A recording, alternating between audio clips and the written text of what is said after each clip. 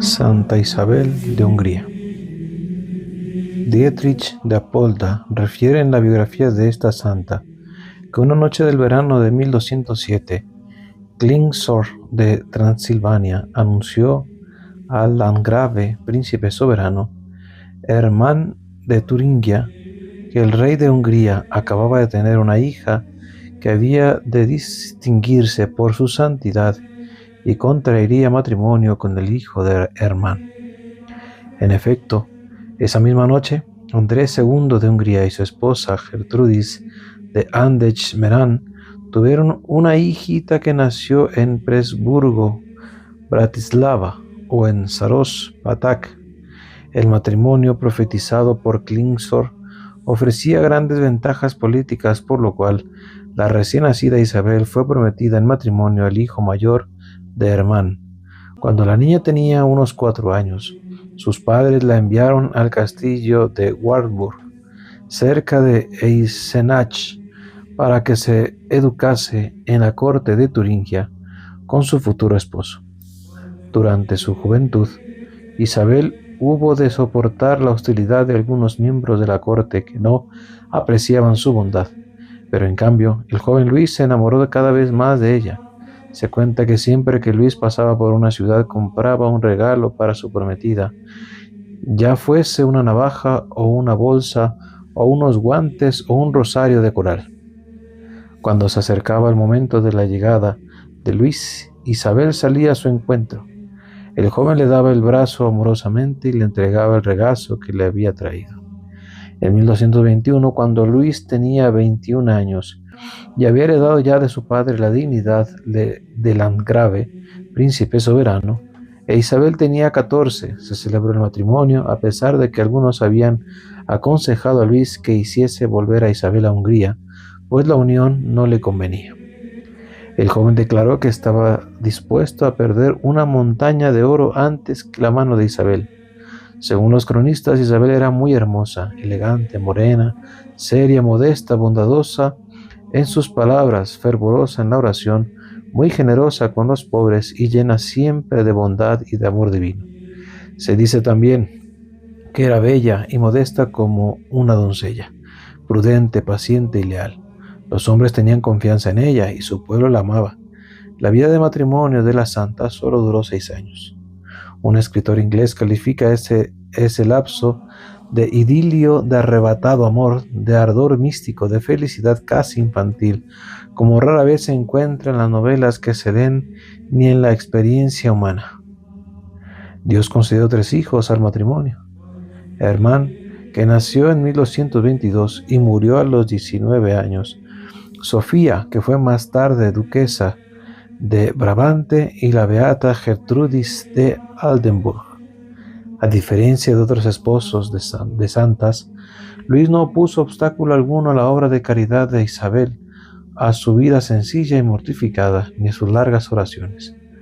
Una de las damas de compañía de Isabel escribió: «Mi señora se levanta a orar por la noche y mi señor la tiene por la mano, como si temiera que eso le haga daño, y le suplica que no abuse de sus fuerzas y que vuelva a descansar». Ella solía decir a sus doncellas que fuesen a despertarla sin ruido cuando él estuviese durmiendo, y las doncellas tenían algunas veces la impresión de que él fingía estar dormido. La santa había ordenado a su doncella de mayor confianza que si veía que el sueño la vencía, le cogiese del pie para despertarla. En cierta ocasión la doncella se equivocó de pie y cogió el de landgrave. Como éste exigiese una explicación, la santa le contó todo. Cuando el landgrave lo supo, se tranquilizó y dejó pasar el incidente. La liberalidad de Isabel era tan grande que en algunas ocasiones provocó graves críticas. En 1225, el hambre se dejó sentir en aquella región de Alemania y la santa acabó con todo su dinero y con el grano que había almacenado en su casa para socorrer a los más necesitados. El landgrave estaba entonces ausente. Cuando volvió, algunos de sus empleados se quejaron de la liberalidad de Santa Isabel. Luis preguntó si su esposa había vendido alguno de sus dominios y ellos le respondieron que no.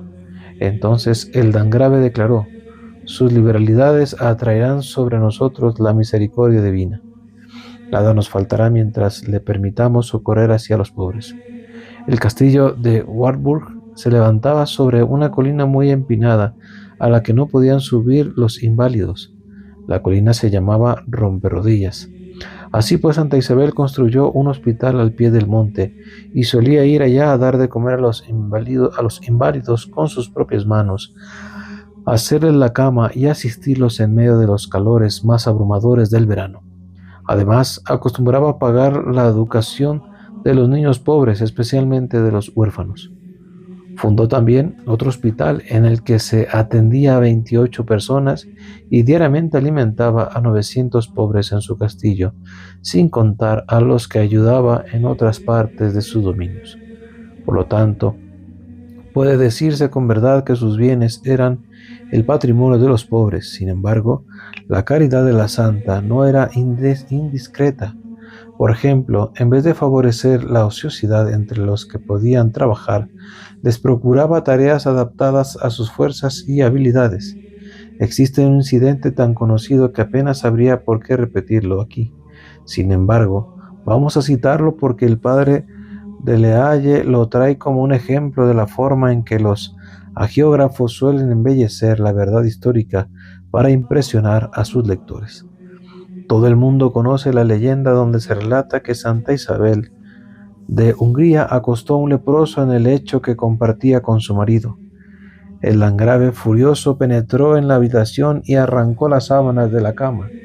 Pero, para decirlo con las nobles palabras del historiador, en ese instante Dios le abrió los ojos del alma y en vez del leproso vio a Jesucristo crucificado sobre su lecho.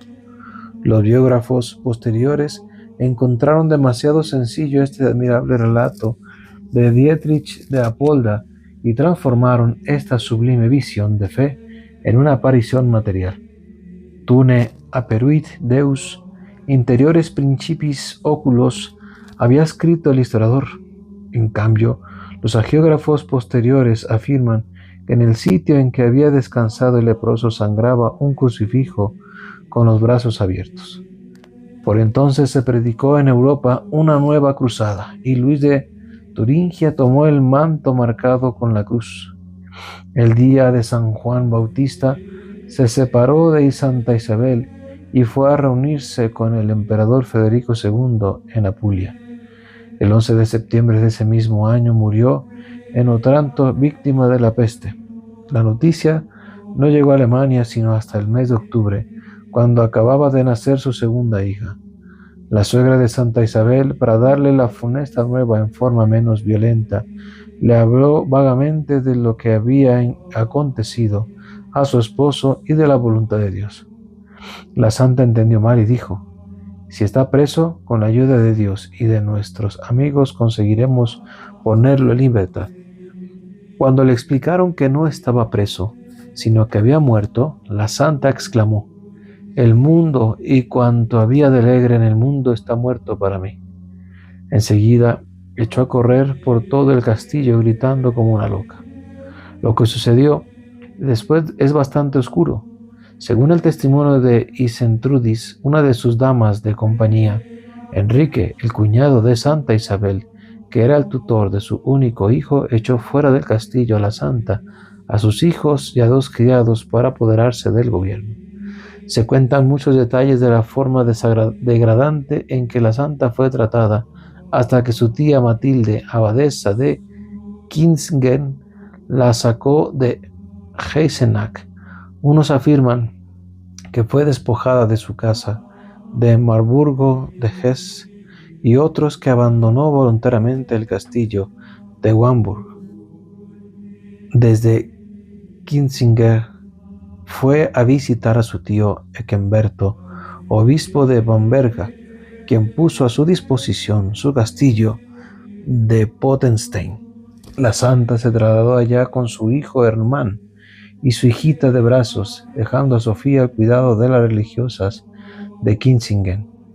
Eckenberto, movido por la ambición, proyectaba un nuevo matrimonio, pero Santa Isabel se negó absolutamente, pues antes de la partida de su esposo a la cruzada, se habían prometido mutuamente no volver a casarse.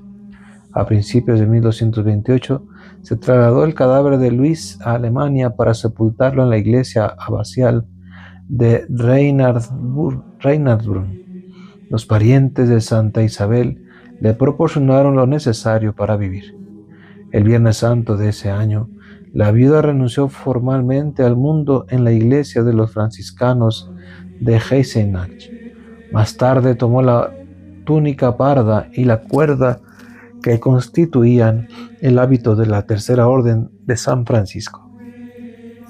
En todo ello, desempeñó un papel muy importante Maese Conrado de Marburgo, quien ocupó un puesto de primera importancia en lo que quedaba de vida de Santa Isabel. Dicho sacerdote había sustituido desde 1225 al franciscano Rodinger en el cargo de confesor de la santa. El esposo de esta, el Papa Gregorio IX y otros personajes tenían una opinión muy alta de Maese Conrado, y el landgrave había permitido a su esposa hacer un voto de obediencia al sacerdote en todo aquello que no supusiese a su propia autoridad marital. Sin embargo, hay que reconocer que la experiencia de Conrado como inquisidor contra los herejes, así como su carácter dominador y severo, por no decir brutal, hacían de él una persona muy poco apta para dirigir a la santa. Algunos críticos de Maese Conrado le han acusado más por instinto que por motivos sólidos, y sus defensores y apologistas han hecho lo propio. Subjetivamente se puede decir que Conrado ayudó realmente a Isabel a santificarse, oponiéndole obstáculos que la santa consiguió superar, aunque tal vez un director más humano la hubiese conducido a mayores alturas. Pero objetivamente sus métodos eran injuriosos. Los frailes menores habían inculcado a Santa Isabel un espíritu de pobreza que en sus años de landgravina no podía practicar plenamente. Ahora sus hijos tenían todo lo necesario, y la santa se vio obligada a abandonar Marburgo y a vivir en Wenzda, en una cabaña a orillas del río La. Más tarde, construyó una casita en las afueras de Marburgo y ahí fundó una especie de hospital para los enfermos, los ancianos y los pobres, y se consagró enteramente a su servicio. En cierto sentido, Conrado refrenó razonablemente el entusiasmo de la santa en aquella época, ya que no le permitió pedir de puerta en puerta desposeerse definitivamente de todos sus bienes, dar más que determinadas limosnas, ni exponerse al contagio de la lepra y otras enfermedades. En eso Maese Conrado procedió con prudencia y discernimiento, pero por otra parte probó su constancia de mil maneras al obligarla a proceder en todo contra su voluntad.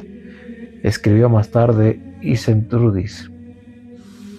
Para humillarla más, la privó de aquellos de sus criados a los que mayor cariño tenía. Una de ellas fui yo, Isentrudis, a quien ella amaba. Me despidió con gran pena y con muchas lágrimas. Por último despidió también a mi compañera Juta, que la había servido desde la niñez y a quien ella amaba particularmente. La bendita Isabel la despidió con lágrimas y suspiros. Maese Conrado, de piadosa memoria, hizo todo esto con buena intención para que no le hablásemos de su antigua grandeza ni la hiciésemos echar de menos el pasado. Además la privó del consuelo que nosotros podíamos darle para que solo Dios pudiese consolarla. En vez de sus queridas damas de compañía, Conrado le dio 2 mujeres muy rudas, encargadas de informarle de las menores desobediencias de la santa a sus mandatos. Conrado castigaba esas desobediencias con bofetadas y golpes con una vara larga y gruesa, cuyas marcas duraban 3 semanas en el cuerpo de Isabel. La santa comentó amargamente con Isentrudis: si yo puedo temer tanto a un hombre mortal, ¿cuánto más temible será el Señor y juez de este mundo? Imposible aplicar a este lamento el dicho de que las costumbres cambian con las épocas. El método de Conrado de quebrantar más bien que dirigir la voluntad no tuvo un éxito completo. Refiriéndose a sus métodos, Santa Isabel se comparaba a una planta arrastrada por las olas durante una inundación. Las aguas la derribaban, pero una vez pasado el periodo de lluvias, la planta vuelve a echar raíces y se yergue tan sana y fuerte como antes. En cierta ocasión en que Isabel hizo una visita contra la voluntad de Conrado, éste la mandó llamar. La santa comentó: «Soy como el caracol que se mete en su concha cuando va a llover. Por eso obedezco y no hago lo que iban a hacer». Como se ve, poseía la confianza en sí misma que se observa con frecuencia en aquellos que unen a la entrega a Dios el sentido del humor. Cierto día, un noble húngaro fue a Marburgo y pidió que le dijesen dónde vivía la hija de su soberano, de cuyas penas había oído hablar. Al llegar al hospital encontró a Isabel sentada, hilando, vestida con su túnica burda. El pobre hombre casi se fue de espaldas y se santiguó asombrado. ¿Quién había visto hilar a la hija de un rey? El noble intentó llevar a Isabel a Hungría, pero la santa se negó. Sus hijos, sus pobres y la tumba de su esposo estaban en Turingia, y ahí quería pasar el resto de su vida. Por lo demás, le quedaban ya pocos años en la tierra. Vivía muy austeramente y trabajaba sin descanso, ya fuese en el hospital, ya en las casas de los pobres o pescando en el río, a fin de ganar un poco de dinero para sus protegidos. Cuando la enfermedad le impedía hacer otra cosa, hilaba o cardaba la lana. En cierta ocasión en que estaba en la cama, la persona que le atendía la oyó cantar dulcemente. «Cantáis muy bien, señora», le dijo. La santa replicó: «Os voy a explicar por qué. Entre el muro y yo había un pajarito que cantaba tan alegremente que me dieron ganas de imitarlo. La víspera del día de su muerte, a medianoche, entre dormida y despierta, murmuró: «Es ya casi la hora en que el Señor nació en el pesebre y creó con su omnipotencia una nueva estrella. Vino a redimir el mundo y me va a redimir a mí». Y cuando el gallo comenzó a cantar, dijo: «Es la hora en que resucitó del sepulcro y rompió las puertas del infierno y me va a librar a mí». Santa Isabel murió al anochecer del 17 de noviembre de 1231, antes de cumplir 24 años. Su cuerpo estuvo expuesto 3 días en la capilla del hospicio. Ahí mismo fue sepultada y Dios obró muchos milagros por su intercesión. Maese Conrado empezó a reunir testimonios acerca de su santidad, pero murió antes de que Isabel fuese canonizada en 1235. Al año siguiente, las reliquias de la santa fueron trasladadas a la iglesia de Santa Isabel de Marburgo, que había sido construida por Conrado, su cuñado. A la ceremonia asistieron el emperador Federico II y una multitud tan grande formada por gentes de diversas naciones, pueblos y lenguas que probablemente no se había visto ni se volverá a ver en estas tierras alemanas algo semejante. La iglesia en que reposaban las reliquias de la santa fue un sitio de peregrinación hasta 1539, año en que el landgrave príncipe soberano protestante Felipe de Hesse las